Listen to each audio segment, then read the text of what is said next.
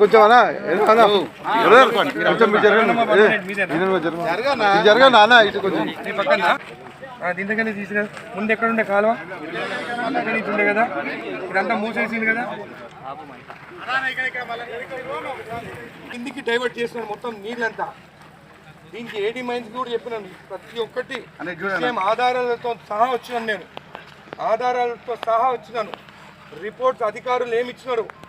ఈరోజు మీకు ప్రెస్ వాళ్ళని అందరూ ఇక్కడికి ఎందుకు పిలిచినా తెలుసా? మనం అక్కడ జడ్చలలో బైబిల్లో కూర్చొని ప్రెస్ మాట్లాడితే ఇక్కడ ఫిజికల్గా భూమిలో ఏం జరిగింది అనేది మీకు తెలుస్తుంది. అందుకని నేను ప్రెస్ మీట్ చెరువు కట్ట పైననే పెట్టినాను.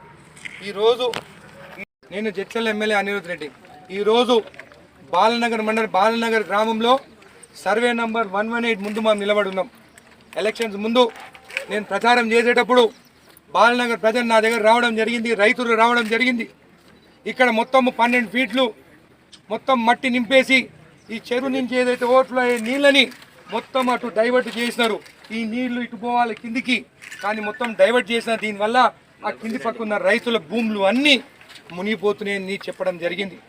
ఆ రోజు యాక్షన్ తీసుకోమంటే అధికారులు యాక్షన్ తీసుకోలేదు. అప్పుడప్పుడే అన్ని పర్మిషన్స్ ఎలక్షన్స్ ముందు వాళ్ళకి ఇష్టారాజ్యంగా పర్మిషన్స్ ఇవ్వడం జరిగింది. ఒకటి ఇరిగేషన్ డిపార్ట్మెంట్ ఈ కాలువ అంతా బాగానే ఉన్నది అని చెప్పి రిపోర్ట్ ఇచ్చి పర్మిషన్ ఇవ్వండి అని చెప్పేసి ముడా కమిషనర్కి వాళ్ళు ఇవ్వడం జరిగింది. దాని తర్వాత రెవెన్యూ డిపార్ట్మెంట్, ఇది అసైన్డ్ భూమి, ఈ భూమిలో వైకుంఠధామం కట్టిండు. దానికి శంకుస్థాపం కూడా అప్పుడున్న మాజీ ఎమ్మెల్యే లక్ష్మారెడ్డి శంకుస్థాపం చేసిండు. వైకుంఠధామం కూడా కట్టినారు. మీ ప్రింట్ మీడియాలో కూడా ఇది రావడం జరిగింది.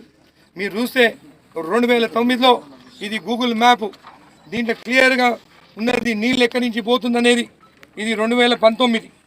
దాని తర్వాత 2021లో ఇది చూస్తున్నారా పెద్ద చెరువు, ఈ చెరువు నుంచి నీళ్లు ఇక్కడి నుంచి పోతుందన్నట్టు క్లియర్గా మ్యాపింగ్ ఉంది. ఇది నిజాలు చూపించేదానికి ఎంఆర్ఓలు కానీ నేను చెప్తున్నాను. ఈరోజు చూస్తే చర్చలలో ఇట్లా అవినీతి జరుగుతుంది. ఇవన్నీ రేపు బ్లేమ్ అయ్యేది ఎవరు? ప్రభుత్వం పైన ఒక్క మచ్చ వచ్చినా కానీ ఊరుకునేదే లేదు. ఇదే కాకుండా ఈ భూమికి తవ్వు ఎక్కడుండండి మీరు చూపించండి నాకు.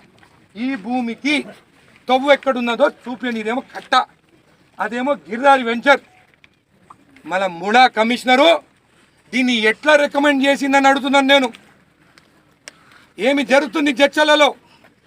దళారులను పెట్టుకొని పాపం నిన్న ఒక ఆయన రిజిస్ట్రేషన్ కోసం ఎంఆర్ ఆఫీస్ చర్చలకు పోతే నీ పైన క్రాప్ లోన్ ఉంది రిజిస్ట్రేషన్ చేయను అన్నాడు. నాకు తెలంగాణ అడిషనల్ కలెక్టర్ గారికి ఫోన్ చేసినాను. క్రాప్ లోన్కి రిజిస్ట్రేషన్కి ఏమన్నా లింక్ ఉందా, ఆయన కూతురికి రిజిస్ట్రేషన్ చేస్తున్నంటే ఇమీడియట్ అడిషనల్ కలెక్టర్ గారు చెప్పగానే రిజిస్ట్రేషన్ అయింది.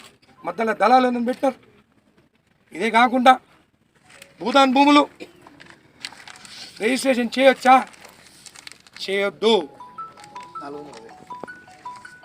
కోసం ఆ ఇన్ఫ్రా కంపెనీ కోసం ధర్నా కోసం వచ్చిండు. ఇది అసైన్డ్ భూమి, 18 ఎకరాల అసైన్డ్ భూమి, 5 కోట్ల రూపాయలు విలువైన భూమి. ఇది 18 ఎకరాల పైన ఓఆర్సీ ఎట్లా వచ్చింది, రిజిస్ట్రేషన్ ఎట్లయింది? అధికారులు ఏమంటారు? 1956 కన్నా ముందున్న భూమి అని అంటారు. మళ్ళీ ఎవరిపైన అయితే ఓఆర్సీ ఇచ్చినారో వాళ్ళు పొజిషన్లో ఉన్నారా? ఇంకోటి 56 కన్నా ముందు అసైన్ భూమి ఉంటే వాళ్ళు ట్యాక్సులు కట్టాలి. భూమికి అమౌంట్ కడితేనే భూమి వాళ్ళపైన పట్టా కావాలి. మళ్ళీ అధికారులు ఆ రిసిప్ట్ మీకు చూపించగలుగుతారా అని అడుగుతున్నారు. దానిపైన ఫైల్ నంబర్స్ ఉన్నాయి. ఎంఆర్ఓ ఆఫీస్లో, కలెక్టరేట్లో ఫైలే లేదు. అవన్నీ